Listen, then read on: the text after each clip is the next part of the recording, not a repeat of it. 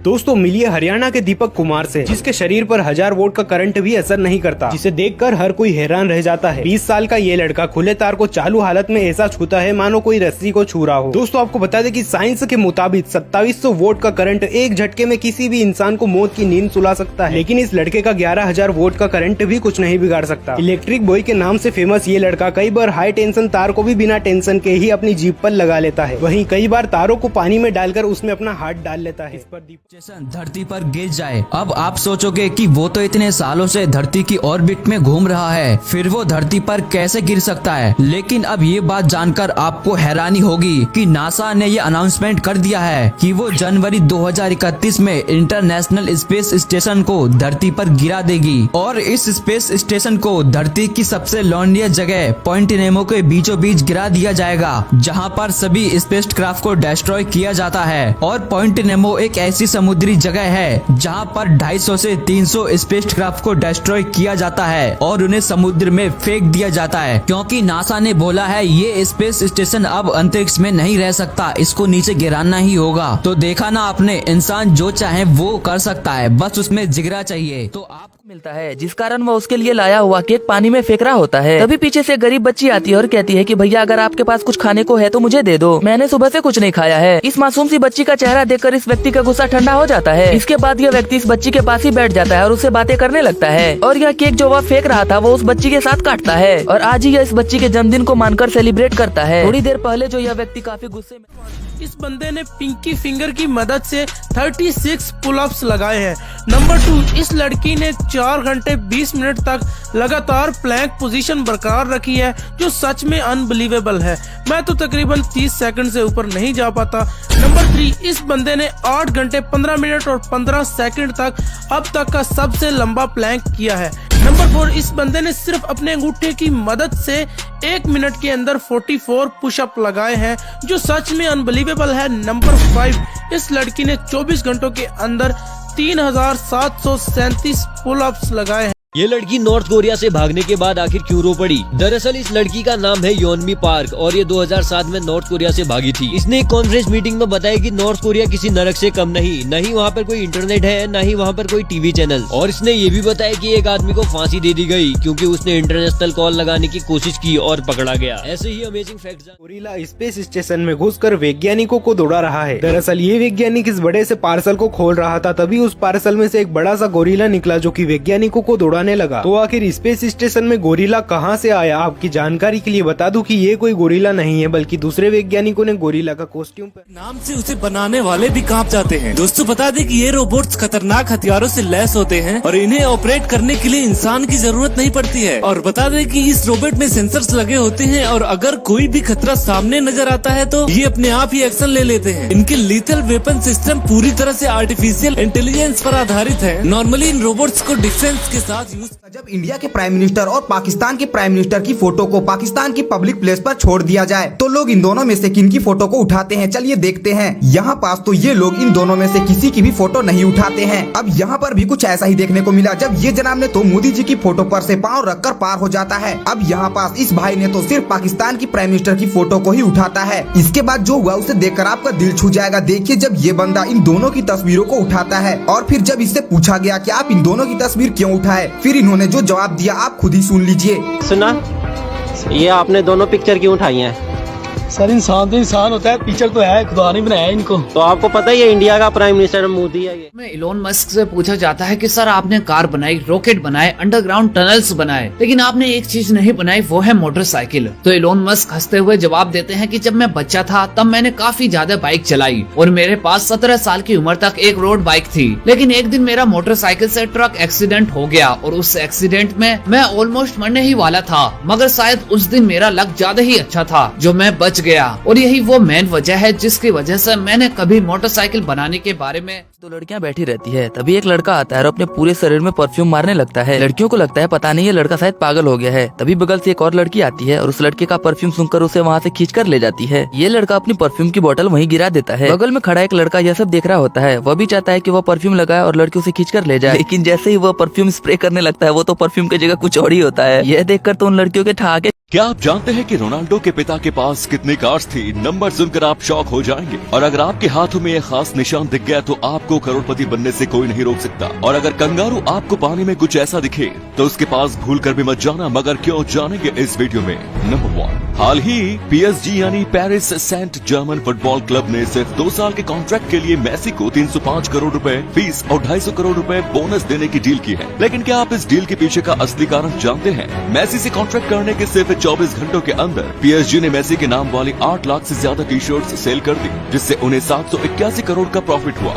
मतलब मेसी को 755 करोड़ देकर 781 कमा लिए। देखा डील के पीछे का असल दिमाग। नंबर 2, दोस्तों क्रिस्टियानो रोनाल्डो आज दुनिया के सबसे अमीर फुटबॉलर्स में शुमार हैं। लेकिन एक समय ऐसा भी था जब उनके पास कुछ नहीं था। एक इंटरव्यू में जब रोनाल्डो से पूछा गया कि उनके पिता के पास कितनी कार्स थी, तो तब रोनाल्डो ने कहा कि उनके पिता के पास बहुत कार्स थी, मगर वो सब खिलौने थे। असली वाली कार्स उनके पिता के पास एक भी नहीं थी। लेकिन आज रोनाल्डो के पास इतनी कार्स है कि उन्हें उनकी गिनती भी याद नहीं है।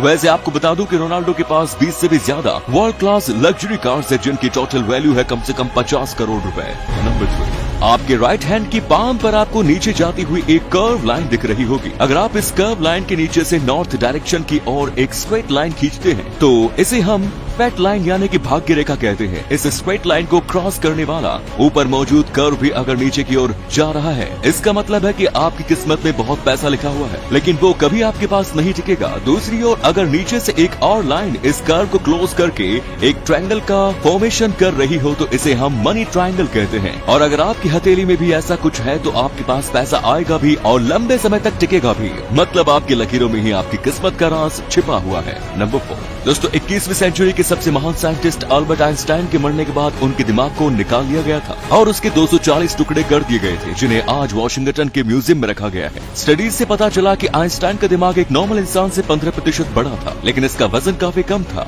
दिमाग तक तो ठीक था, लेकिन क्या आप बिलीव करेंगे कि लाइट बल्ब को इन्वेंट करने वाले थॉमस अल्वा एडिसन की आखिरी सांस को कैप्चर किया गया। इसे हेनरी फोर्ड म्यूजियम में एक टेस्ट ट्यूब में बंद करके रखा गया है। नंबर 5, दोस्तों अगर कोई मुश्किल में फंसा हो तो आप उसकी हेल्प करना दरियादिली का काम होता है, लेकिन अगर वो कंगारू हो तो आप हेल्प के बारे में सोचना भी मत। कंगारू इसी दरियादिली का इस्तेमाल शिकार के लिए करते हैं। वो पानी के बीच जाकर बैठ जाते हैं और ऐसा दिखाते हैं जैसे वो मुश्किल में है। फिर जैसे ही कोई जीव उन्हें बचाने आता है तो वो उन्हें वहीं दबोच लेते हैं और मार डालते हैं। आपको बता दूं कि कंगारू के इस ट्रिक का सबसे ज्यादा शिकार कुत्ते होते हैं, क्योंकि वो पानी में फंसे जीव की मदद जरूर करते हैं। नंबर 6, दोस्तों क्या आपको पता है कि टेस्ला और स्पेस एक्स की जैसी कंपनीज के मालिक दुनिया के सबसे अमीर इंसान एलन मस्क साल में कितनी छुट्टियां मनाते हैं? 1 महीने, 2 महीने या और भी ज्यादा? आपको जानकर हैरानी होगी कि मस्क ने पिछले 12 सालों में सिर्फ 14 छुट्टियां ली है। वो मानते हैं कि उनके छुट्टी लेने से उन्हें और उनकी कंपनीज को हमेशा से ही नुकसान होता है, इसीलिए वो छुट्टियां लेना पसंद नहीं करते। उनकी एब्सेंस में स्पेस एक्स के रॉकेट्स को 2 बार फेल्योर का शिकार हो चुके हैं, और एक बार तो जब वो छुट्टी लेकर अपनी पत्नी के साथ हनीमून पर गए हुए थे तब उनकी कंपनी पेपल के डायरेक्टर्स ने उन्हें कंपनी से निकाल दिया था। मतलब भाई बॉस होकर भी जॉब सिक्योरिटी नहीं, कमाल है।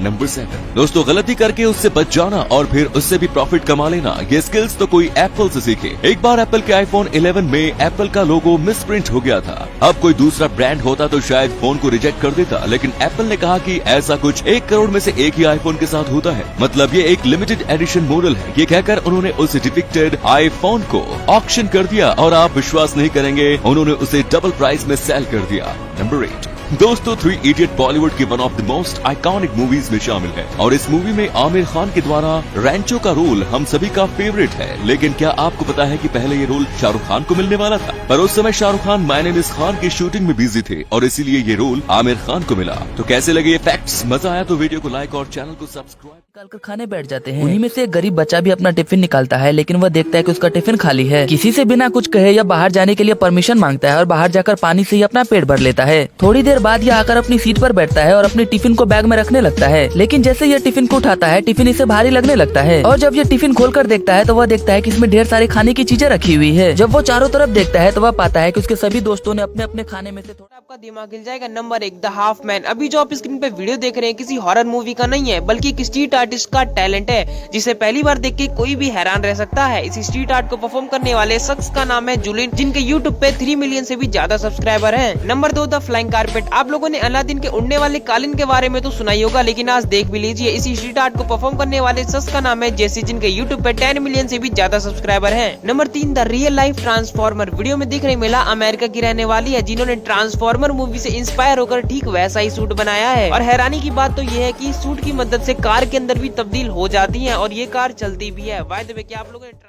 हीरो क्रिस यानी कि ऋतिक रोशन बुर्ज खलीफा के टॉप पॉइंट से बाइक चलाकर नीचे आ जाते हैं और ऐसा करके क्या उन्होंने अपना नाम Guinness book of world record में दर्ज करा लिया। इससे पहले आपने देखा होगा कि ऋतिक रोशन जी माउंटेन ड्यू पीते हैं और बाइक को एक पहाड़ से उछालकर दूसरे पहाड़ तक ले जाते हैं। चलिए मान लेते हैं कि ऐसा स्टंट करना पॉसिबल है, लेकिन आप जानते ही होंगे कि बुर्ज खलीफा की ऊंचाई 828 मीटर यानी लगभग 1 किलोमीटर ऊंचाई की बिल्डिंग है और कंपनियों ने ऐड बनाने के लिए बुर्ज खलीफा पे रैंप लगा दिया और उस रैंप पे ऋतिक रोशन जी बाइक चलाते हुए आते हैं। एक बार तो उनके बाइक का पिछला पहिया ट्रैक पर से उतर जाता है और फिर से उसे वह ट्रैक पे लाते हैं और सेफली लैंड कर जाते हैं। मतलब विज्ञान नाम की कोई चीज ही नहीं है। अब आप कमेंट करके बताइए कि माउंटेन ड्यू में क्या सच में कोई ऐसी पावर होती है कि इसे पीने से बुर्ज खलीफा नेउला जीतता है, ऐसा क्यों? तो इसके पीछे कई कारण हैं। पहला कारण तो ये है कि नेउला होता है वो जॉइंट होता है जो कि फुर्ती से काम करता है, और दूसरा पॉइंट ये है कि इसके अंदर जो स्किन होती है वो बहुत ही मोटी होती है, तो अगर सांप इसको काट भी लेता है तो उसका जहर इसके अंदर नहीं जा सकता। और तीसरा पॉइंट ये है कि अगर सांप का जहर इसके अंदर घुस भी जाता है तो नेउले के पास एक ऐसी शक्ति होती है जिसे एसिटाइल कहा जाता है, जिसकी वजह से जो भी सांप का जहर इसके अंदर आता है तो सारा की सारा वेस्ट हो जाता है और इसका कोई असर नेउले पर नहीं होता, इसलिए हमेशा नेउला विनर होता है।